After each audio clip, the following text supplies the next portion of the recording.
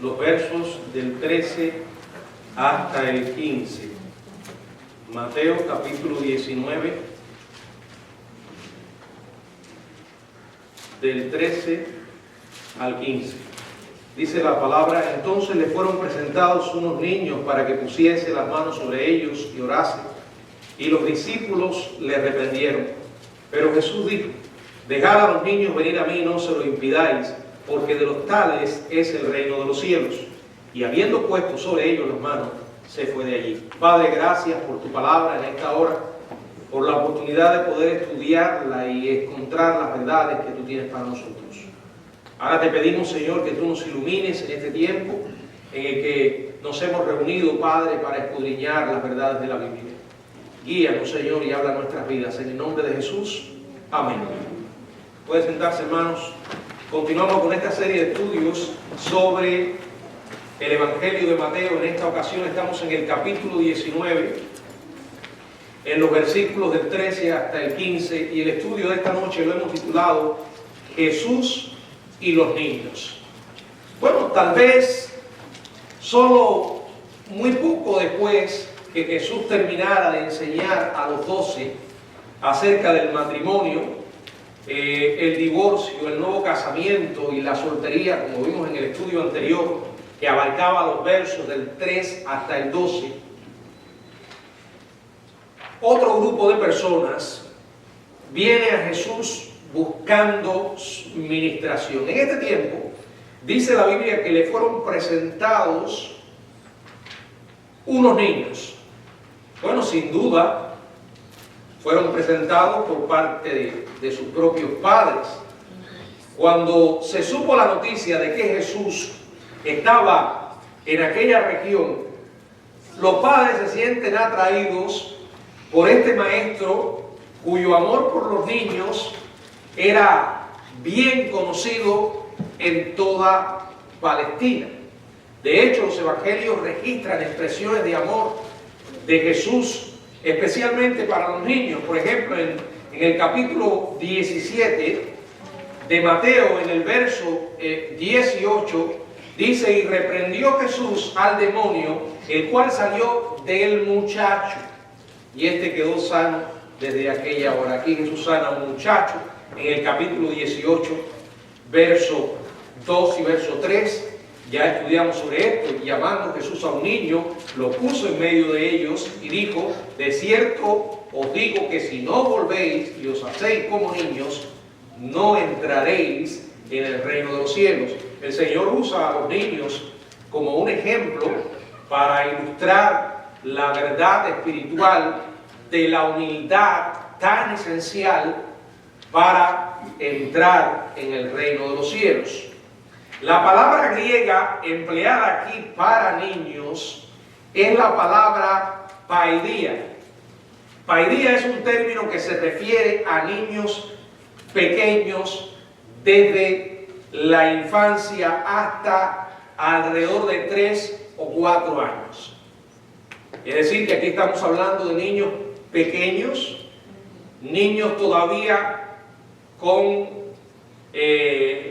la incapacidad de poder distinguir entre lo bueno y lo malo, como dice la hermana, lo que se llama la edad de la inocencia, aunque sabemos que no hay tal inocencia en nosotros, porque desde que llegamos a este mundo traemos una naturaleza pecaminosa. Lo que sucede con los niños es que todavía de los niños de esta edad no tienen la capacidad para distinguir lo bueno de lo malo. Eran niños pequeños. El pasaje paralelo de Lucas en el capítulo 18 verso 15 dice que le traían a él los niños. Un detalle más que nos hace pensar en niños pequeños.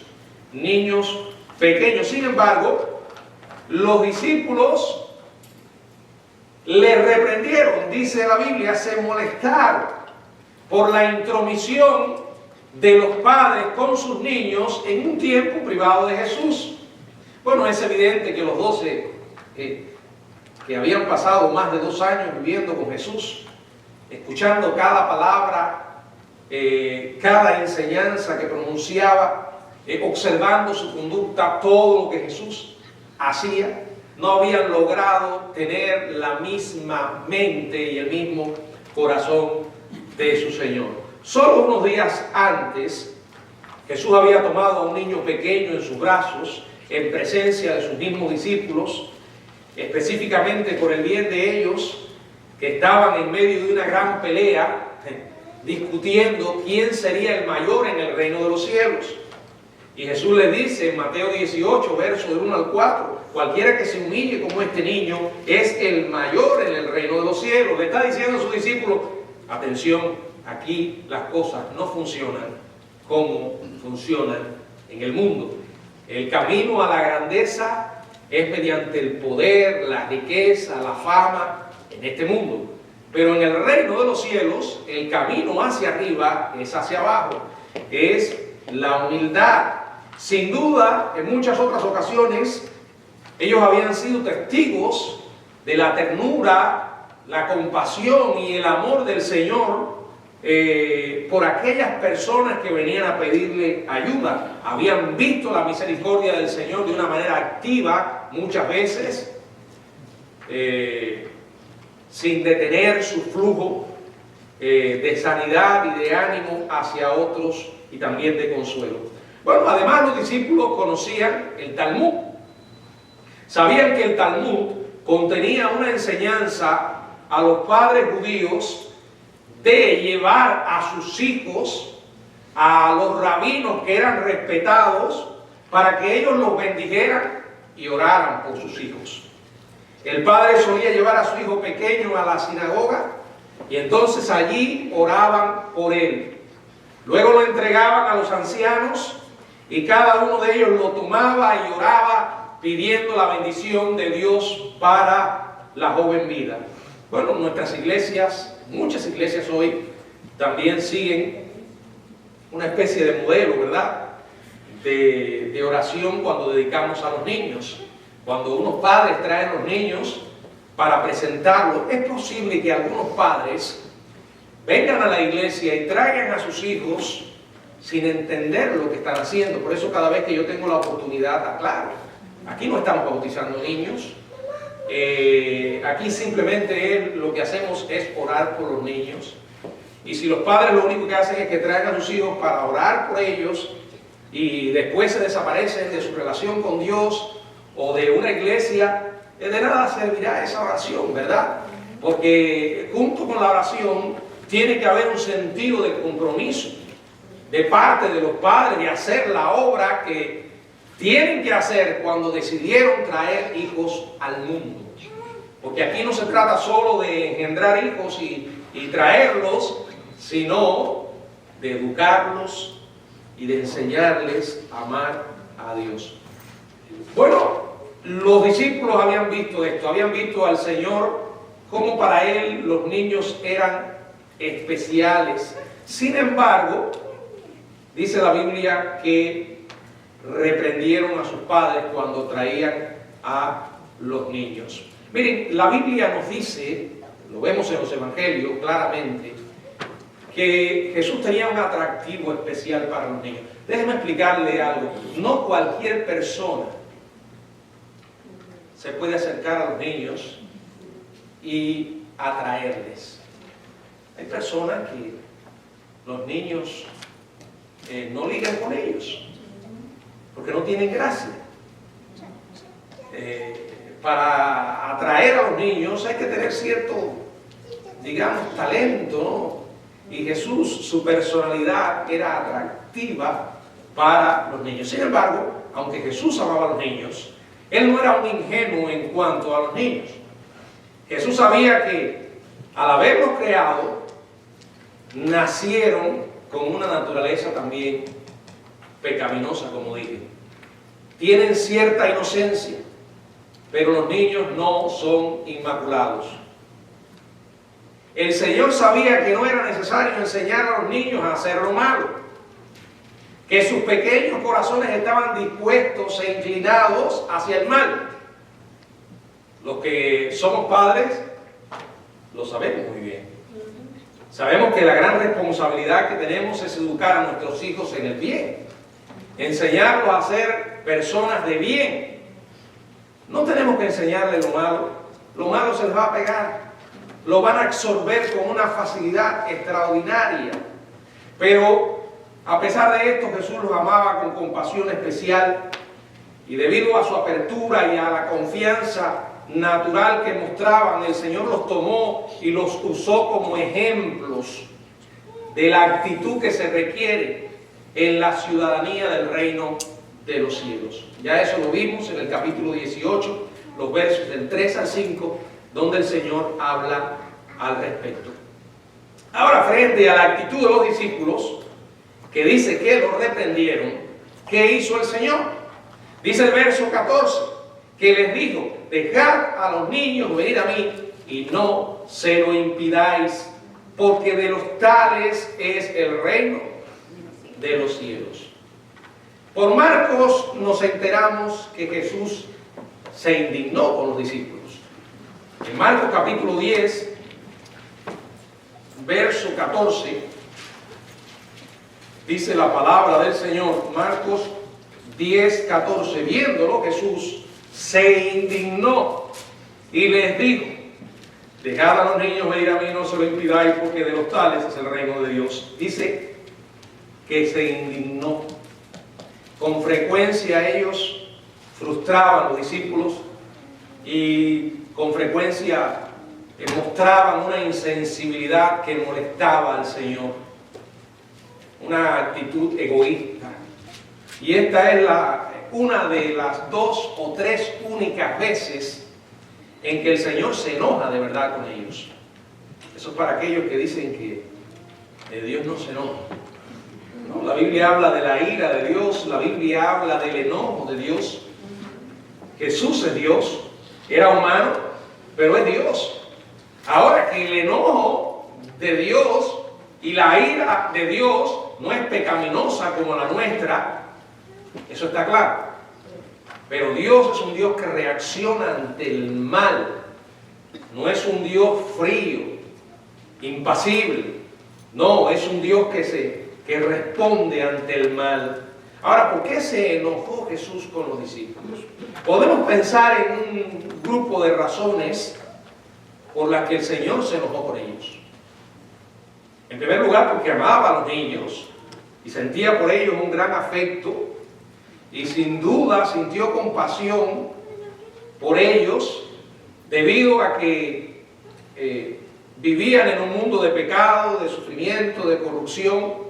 Así nacieron, y cuyos males tendrían que enfrentar progresivamente con su crecimiento. Jesús se enojó también porque amaba a los padres y entendía los anhelos y las ansiedades que ellos tenían por sus hijos.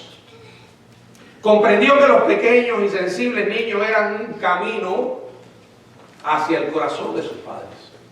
Siempre hemos creído que cuando usted gana a un niño, está ganando a los padres. Cuando llegamos a los niños, vamos a llegar a los padres. Y Jesús lo sabía. Él sabía que esos pequeños eran un camino para ganar el corazón de los padres. Él estaba enojado porque nadie, ni siquiera el bebé más tierno, está fuera del cuidado y del amor de Dios.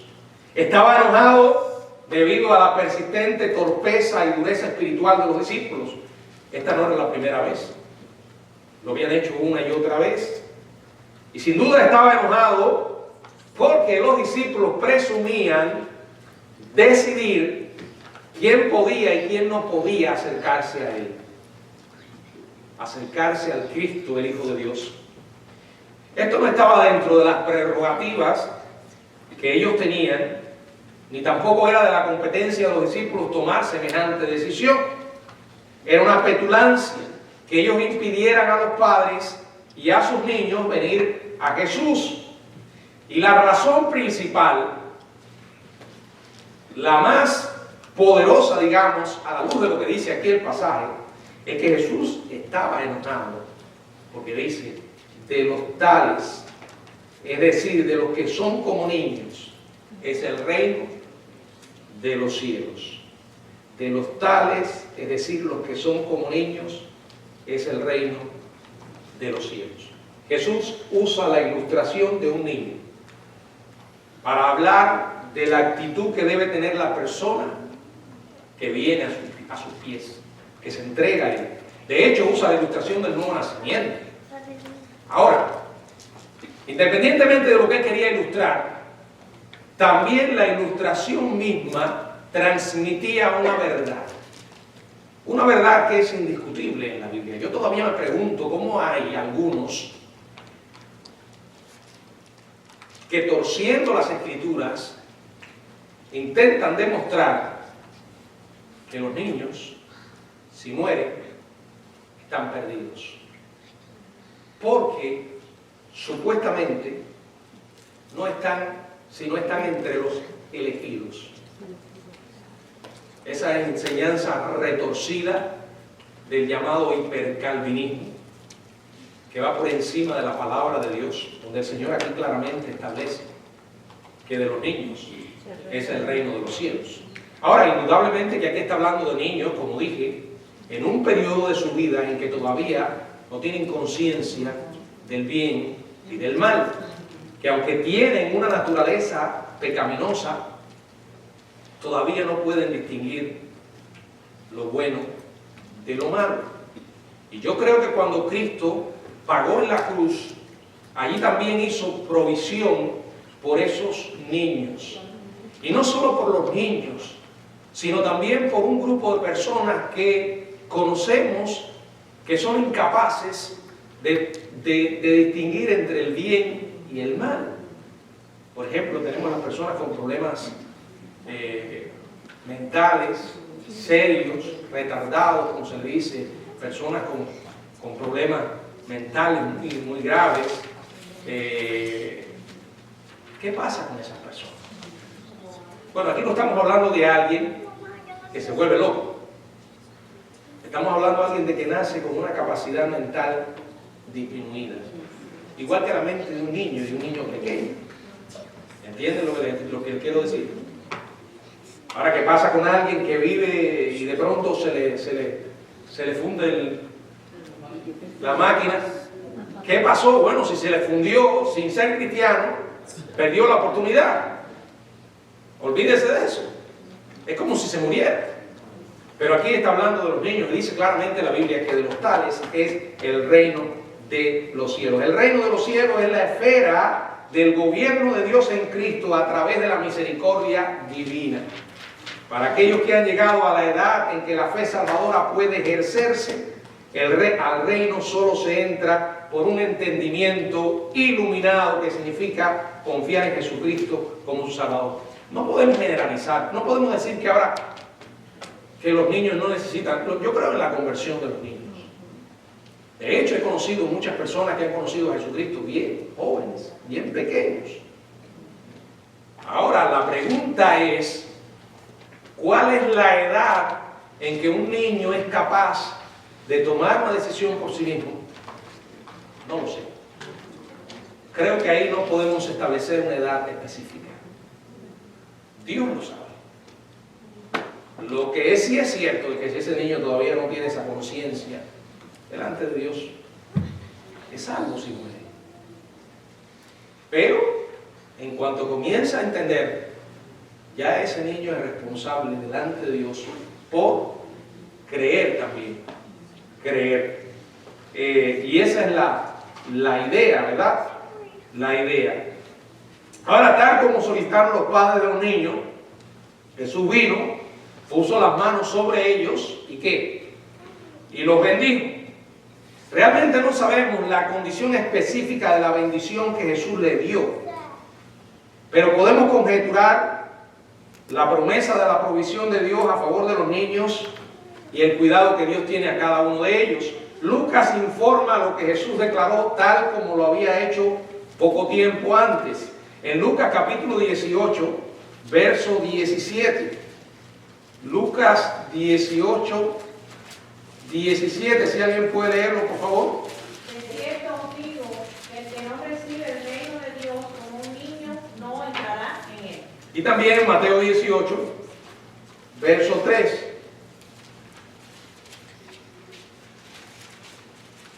De cierto os digo, que si no volvéis y os hacéis como niños, no entraréis en el reino de los cielos. En otras palabras, el reino está poblado.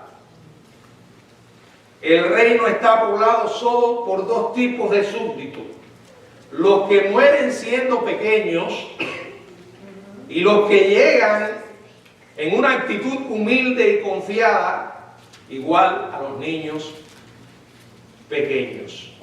Ahora, como dije, yo creo que la muerte expiatoria del Señor se aplica a favor de los niños si mueren antes de que puedan elegir por su cuenta. Tal vez esto pueda ser una explicación de por qué la tasa de mortalidad infantil es tan alta en naciones donde todavía el Evangelio realmente no ha penetrado a profundidad. Quizás por la misericordia de Dios, Él está tomando a esos niños pequeños antes de que puedan crecer en una cultura en que es muy difícil encontrar el Evangelio y creer. ¿Y qué pasa, pastor, con un niño que se muere siendo un pequeño? ¿Que estará en el cielo como un niño? No va a estar en el cielo, no va a haber niños. Todos vamos a tener una edad promedio. Igual con esos padres que pierden sus, ¿cómo se llama? Sus hijos, ¿verdad? Sus hijos. Imagínense si seguimos la lógica retorcida de los hipercalvinistas. Vamos a pensar que un niño pequeño no estaba entre los elegidos. Entonces, ¿qué? Se fue al infierno. ¿Se dan cuenta a lo que lleva ese tipo de análisis? Pasando por encima de la Biblia, pasando por encima de la palabra del Señor. La Biblia dice que de los tales es el reino de los cielos. De los tales es el reino de los cielos. Quiero que prestemos atención. Un pasaje de la Biblia que está en Jeremías capítulo 19, donde los llama inocentes. ¿Qué dice Jeremías 19, 4? Porque me dejaron y enajenaron este lugar y ofrecieron en él incienso a dioses ajenos, los cuales no habían conocido ellos, ni sus padres, ni los reyes de Judá, y llenaron este lugar de sangre de inocentes. De sangre de inocentes. Ahí está haciendo una alusión a esos niños que eran ofrecidos, ¿verdad? En sacrificio. Cosa muy triste, ¿no? Pero la palabra de Dios nos habla de ellos. También hay un ejemplo en la Biblia donde Dios muestra una especial misericordia hacia aquellos que debido a su edad o a su deficiencia mental son incapaces de ser cristianos o incrédulos de manera voluntaria. Vamos a ir al libro de Jonás, capítulo 4, verso 11. Jonás 4:11. sí. Y no tendré yo piedad de Nínive, aquella gran ciudad donde hay más de 120,000 personas que no saben discernir entre su mano derecha y su mano izquierda y muchos animales. ¿Se dan cuenta? Ahí el Señor está haciendo una alusión a eso, a esa inocencia, a esa incapacidad de poder distinguir. Se estaba refiriendo a niños y a otras personas con estas características. Ahora, si Dios les permite vivir, y todo padre quiere que su hijo viva, ¿verdad? No nos satisface solamente traerlos al mundo y verlos vivir como pequeños hasta los 3 o los 4 años, queremos verlos crecer. Ahora ese crecimiento también implica responsabilidades de parte de los padres y responsabilidades de parte de ellos de creer. Bueno, esas responsabilidades nos llevan a revisar nuestra conducta como padres. Quiero dedicar ahora unos minutos en este estudio a considerar 5 palabras clave que pueden servirnos grandemente a los padres y a los obreros cristianos para poder llevar a los niños a Cristo. Y los que somos padres para poder llevar a esos pequeños a Cristo. Porque escuche bien, no importa todo lo que seamos capaces de hacer como padres, ni cuánto amemos a nuestros hijos, si no nos preocupamos porque ellos lleguen a conocer a Dios, estamos haciendo algo muy, pero muy malo. Y podemos declararnos claramente como padres fracasados, no porque nuestros hijos cuando crezcan no lleguen a aceptar a Cristo. Yo he conocido padres que son cristianos fieles y sus hijos han rechazado al Señor.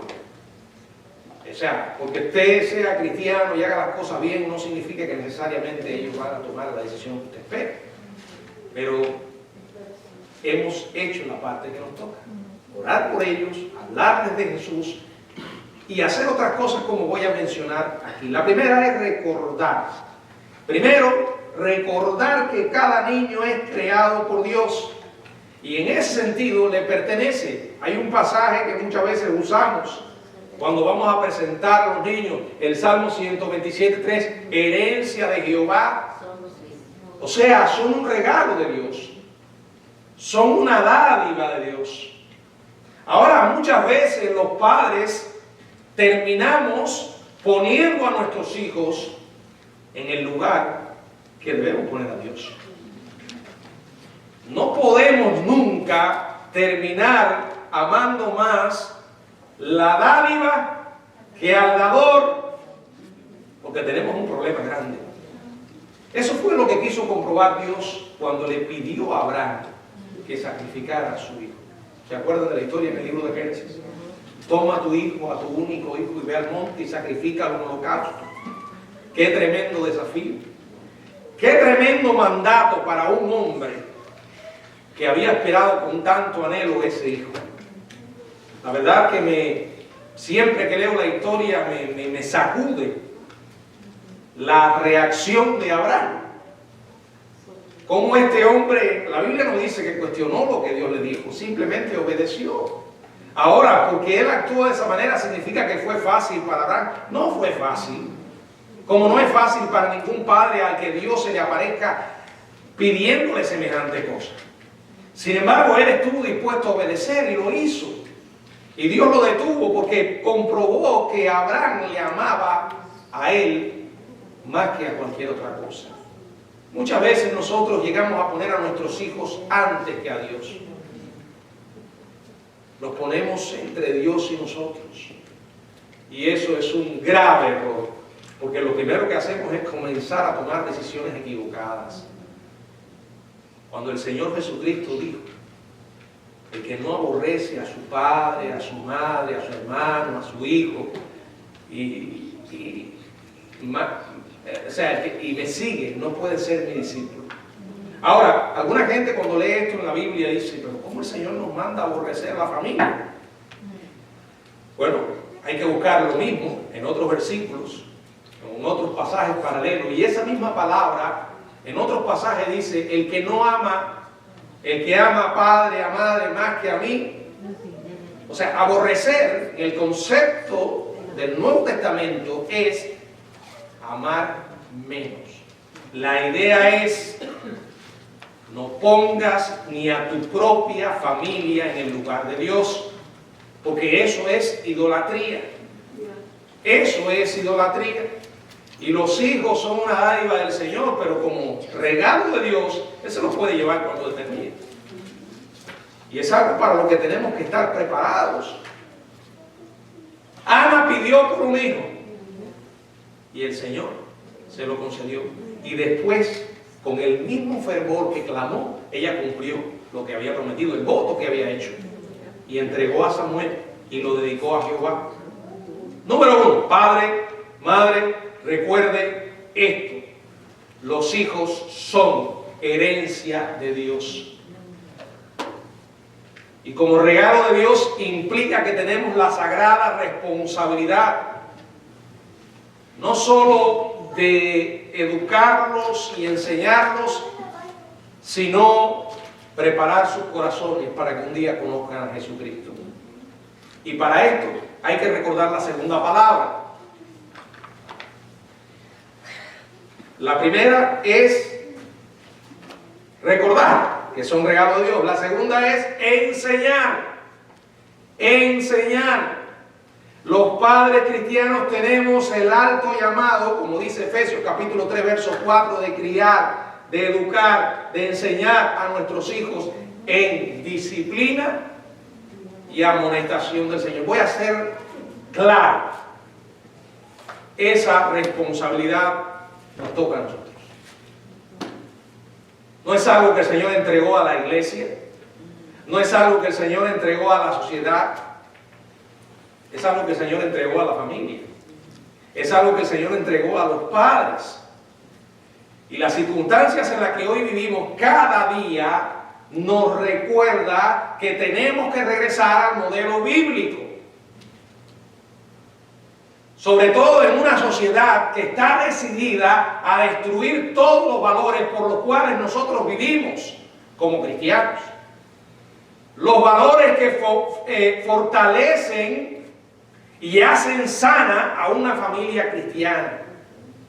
La sociedad enseña todo lo contrario. El apóstol Pablo le escribió a Timoteo y le recuerda su infancia,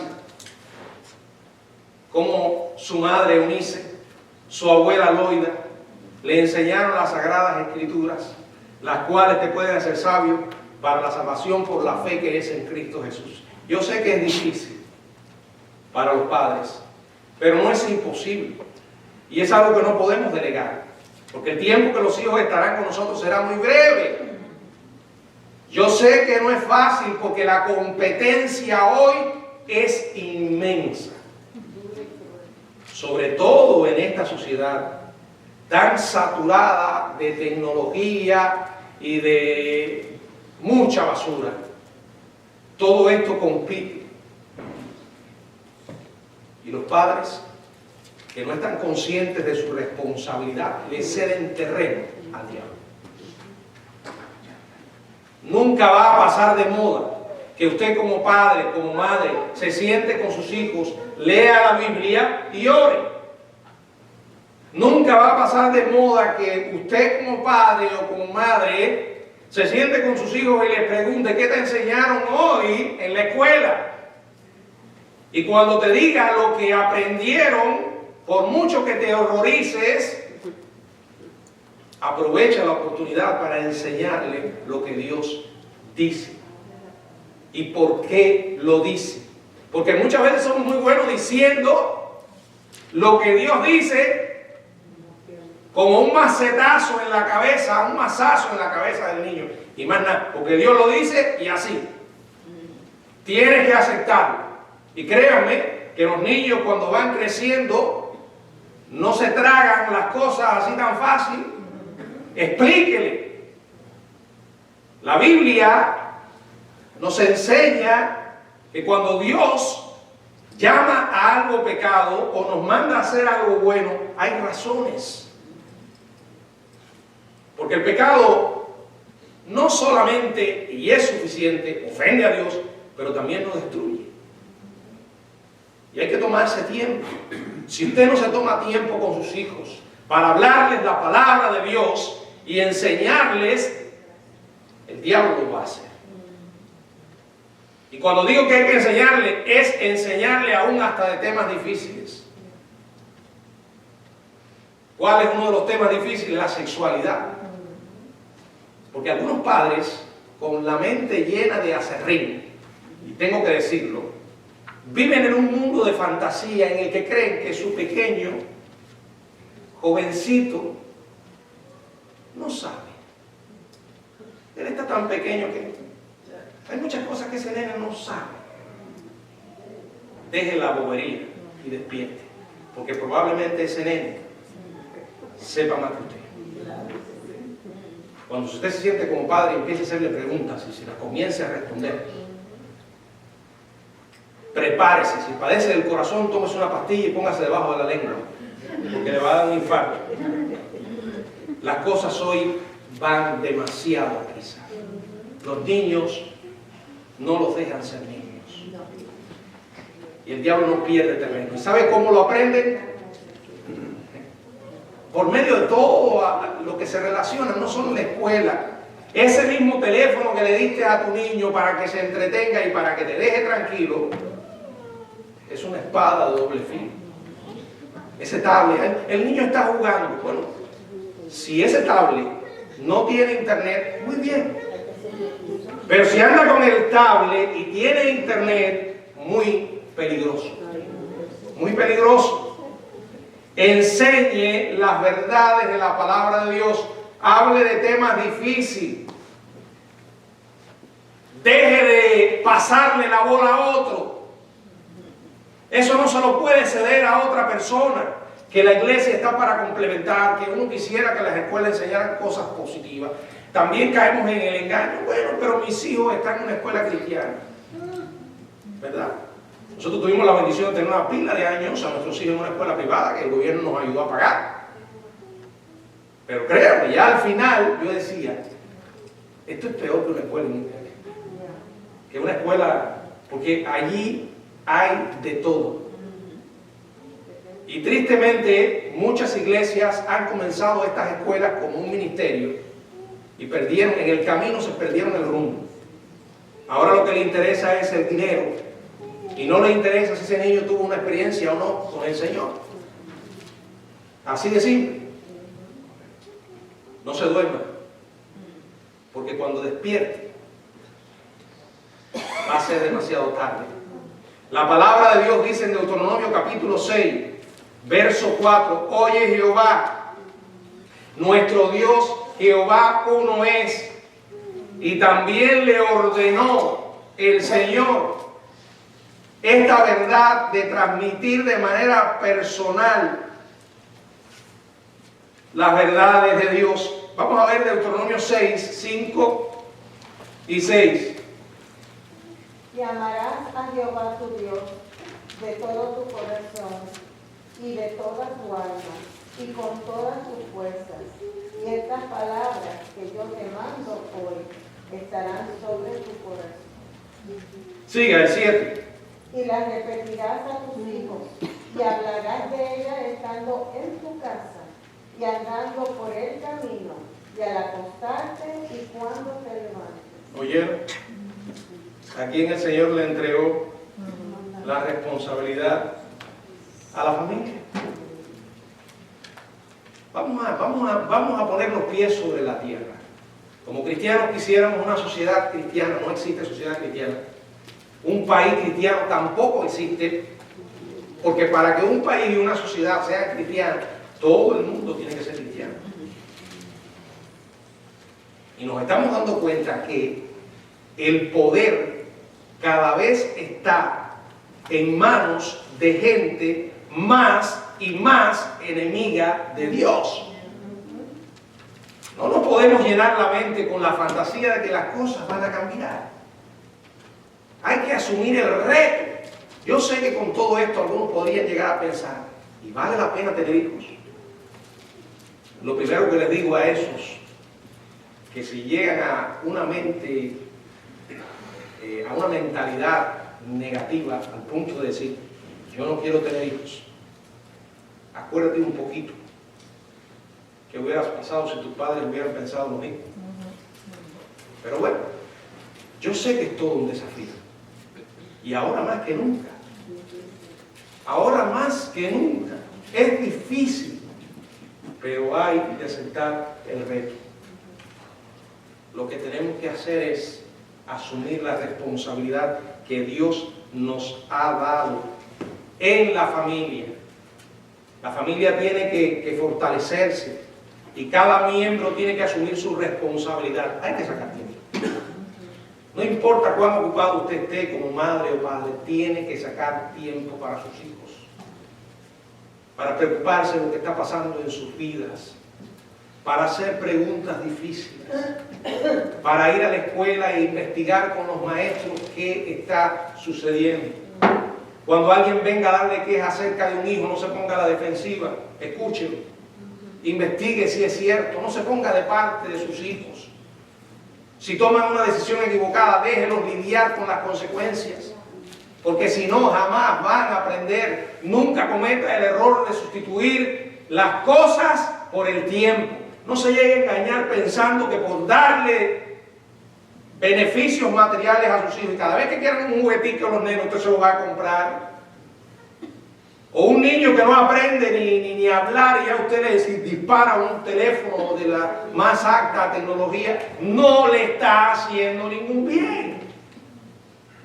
Y un día lo va a lamentar, pero después va a ser demasiado tarde. Por eso vuelvo al punto. No podemos ceder esta responsabilidad. Tenemos que hacer lo que Dios nos ha llamado a hacer. Y una tercera palabra es modelar. Primero, recordar. Segundo, enseñar. Enseñar no es suficiente, hay que modelar. ¿Qué cosa es modelar? Que las verdades que enseñamos las encarnemos. Que ellos puedan verlas en nosotros. No significa que vean en nosotros personas perfectas, porque ninguno de nosotros lo es. Pero al menos que seamos personas auténticas, sinceras, sin hipocresía. Elí fue un ejemplo negativo para sus dos hijos. Siguiendo el ejemplo impío de la vida de sus padres, se fueron aún más al extremo de inmoralidad y sacrilegio. Escuche esto, sus hijos siempre le van a sobrepasar, ya sea para lo bueno o para lo malo. Si usted toma el camino del desvío, del atajo, mañana sus hijos lo van a tomar, pero van a ir más lejos. Esto fue precisamente lo que pasó con Elí. Ustedes conocen la historia, cómo estos hijos de Elí cayeron bajo el juicio de Dios por un padre pasivo e irresponsable. Yo me acuerdo cuando Samuel le transmitió el mensaje a Elí de que ya Dios dijo hasta aquí con sus hijos, porque han pecado en gran manera y los voy a castigar. ¿Saben lo que dijo aquel padre? Bueno, Jehová es. No era la primera vez que él sabía acerca de la conducta de sus hijos. Vaya, me indigna la pasividad de Elí. De verdad, porque si a mí me dice eso, ahí caigo de rodillas, Señor, misericordia, perdóname, voy a hacer lo que me toca hacer, aunque sea lo último que haga en mi vida. Pero él no, con una pasividad tremenda. Claro, ese sacerdote había engordado también con los pecados de sus hijos, que no solamente se alimentaban de la carne sacrificada, sino que a los pies mismos del altar, en el mismo templo, cometían pecado con las mujeres que iban allí. Esos eran los representantes de Dios y las barbaridades que estaban haciendo. Miren, no importa lo que digamos, los niños pequeños le van a prestar más atención a lo que usted hace que a lo que dice. Olvídese de eso. Las palabras le van a sonar vacías, huecas, y tienen una capacidad tremenda para seguirnos el rastro. Y ya yo lo he dicho, lo he contado, nada más efectivo que un niño para exponer la hipocresía de un padre. Yo no les estoy contando algo que oí, me ha pasado a mí. Han habido momentos de mi vida en que cuando mis hijos eran pequeños, uno de ellos me dijo, pero papá, eso está bien, eso que tú estás haciendo está bien. Ahora, ¿qué voy a hacer yo? Tú te callas porque yo soy tu padre y yo lo puedo hacer. Ahí no está el problema. Y otros más lejos le dan un bofetón al hijo y le dicen, cállate, me tienes que respetar. No. Ahí es cuando tú dices, tienes razón. Es verdad que está mal. Perdóname, yo le voy a pedir perdón a Dios. Ahora somos lo suficientemente humildes para hacer eso. Porque ahí estamos transmitiendo lecciones que van a quedar toda la vida. Como al niño se le va a quedar grabado toda su vida el acto de hipocresía de su padre. Una cuarta palabra es amar. A todas luces tan fundamental que poco hay que decir al respecto. Solamente los padres que aman y aman de verdad a sus hijos van a ejercer una influencia sobre ellos, porque les interesa no solamente su vida física, sino su destino eterno. Los padres cristianos que aman a sus hijos se van a dar cuenta que el tiempo que van a pasar con ellos aquí no es comparable con la eternidad, ya sea que pasen con ellos o sin ellos. Porque si creemos lo que dice la Biblia, es para considerar muy seriamente lo que estamos haciendo hoy. Y todos los días orar: Señor, úsame para impactar la vida de mis hijos. Demostrarles que yo realmente te amo y que tú eres importante en mi vida. ¿Cómo se lo demuestro? Con las decisiones que tomo todos los días. Porque si yo los amo, yo quiero verlos en el cielo. Número uno, quiero que ellos me vean en el cielo, yo también quiero verlos a ellos en el cielo. Porque ¿de qué sirve, como dice el Señor, que ganes el mundo entero y pierdas tu alma? ¿De qué sirve que vivas aquí los años que Dios te dé con tu familia y después una eternidad separado de ellos? Al que no le preocupa eso, es que no entendió nada acerca de lo que es el Evangelio, hermanos. No lo entendió. Me duele profundamente cuando veo a tantos padres preocupados solamente por lo material y lo físico que se relaciona con sus hijos. Padres que para ellos lo esencial es que su hijo tenga una buena carrera, un buen trabajo, que tengan salud. Nada más. Yo no estoy diciendo que como padres no nos preocupe eso. No he visto un padre que ame realmente a sus hijos que no quiera lo mejor para ellos. Pero el problema es que no nos podemos enfocar en eso exclusivamente. Y todos los días preguntarnos: ¿mis hijos aman a Jesucristo? ¿Verdaderamente han nacido de nuevo? ¿Estoy yo haciendo lo que tengo que hacer para que ellos conozcan al Señor? Oro por ellos todos los días: Señor, dame salud. Yo les he contado que cuando llegamos acá, desde Cuba, había momentos, a los pocos años de estar aquí, a los pocos meses, en que yo me pasaba la noche sin dormir. Y ustedes dirán, ¿por qué? Les voy a explicar. Me ponía a pensar todas las noches del Señor. Si Milady y yo tenemos un accidente en este país, nos morimos, ¿qué va a pasar con nuestros hijos? Y créanme, en aquella época yo estaba aprendiendo a manejar. Y yo era todo un chofer.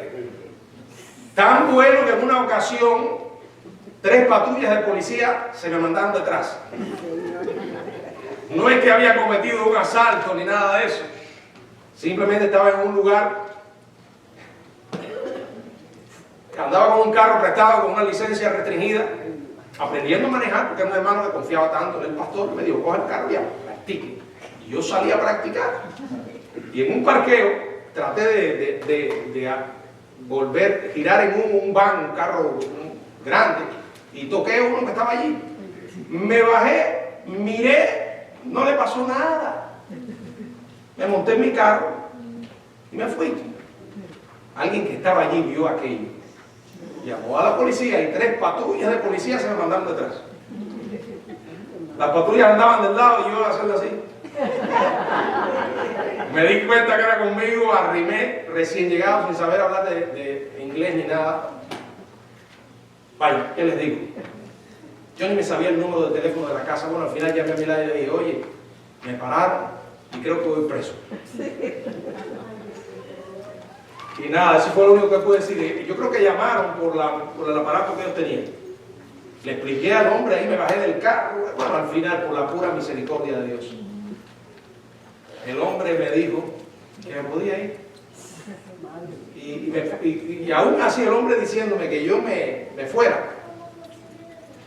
Yo decía: seguro que ahora lo que quiere es que yo salga del carro y él me va a seguir para la estación de policía. Entonces yo le decía: ¿me puedo ir?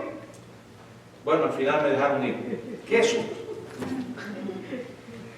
Después dije: nunca más voy a manejar en este país. Nunca más. Y el hermano me dijo: no se preocupe. Lo que le pasó al carro, usted no se preocupe por el carro. La semana que viene vamos a sacar la licencia. Y así. Y créanme, hermano, yo manejo porque no me queda más remedio. Yo conduzco porque no me queda más remedio. Siempre tengo un temor tremendo. Aún con los años que llevo. No, hay gente que disfruta conducir. Yo no disfruto. Créanme que no. Y me acostaba recién llegado. Yo decía, y ahora si nos pasa algo aquí, ¿qué va a pasar con nuestros hijos? Bueno, el Señor fue dándome la paz que necesitaba. Pasaron los años, luego el Señor me trajo la bendición de mi suegra. Ya entonces comencé a pensar, bueno, ella puede ayudarnos si nos morimos aquí. Ya no tengo esa preocupación. En estos días yo estaba pensando y decía, bueno, ya uno se casó y la otra está media que en camino con dos buenos muchachos cristianos, ya tienen su vida hecha. Pero todavía ahora le digo, Señor, no permita que me vaya de aquí si mis hijos no son verdaderamente cristianos.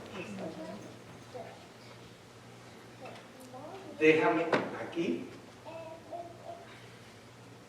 si todavía no te han conocido. Porque lo demás no tiene sentido, hermano. No lo tiene.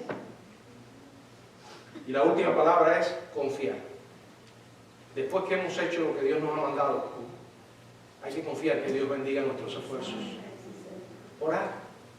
Y orar todos los días. Y créanme, hermanos, la oración del justo puede mucho. Que Dios nos bendiga.